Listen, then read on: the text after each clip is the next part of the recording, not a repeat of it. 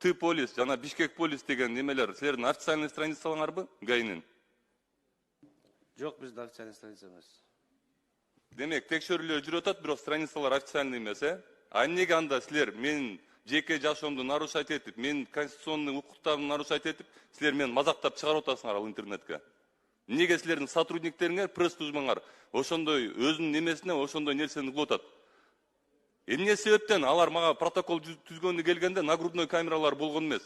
Эмне себептен бир сотрудник мага формасы жок келип алып, мен Надыр деген пресс службанын представители болом деп туруп, мага протокол түзүп берип атат?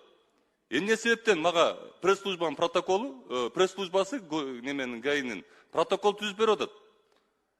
Анан эгер силер ушул мыйзамды сактай албасаңар, эгер силер кайптын артынан кууп, жогорку кеңештин депутатын, кыргызынын эл улун ушинтип интернетке чыгарып мазактап коюп атсаңар, анда силерге кантип биз момундай возможность берели ГАИ немелерди, айдоочуларды экзамен алганга?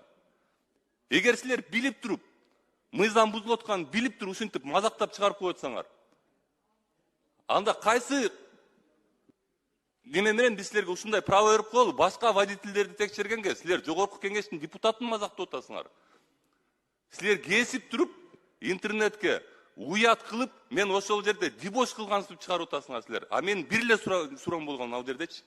Жумуш маалында мен жеке жашоом бар, мен жеке жашоомо киргизишпегиле, жумуш маалында келгиле, мен силерге протокол эртең өзүм чалып туруп протокол түздүртөм дегем да.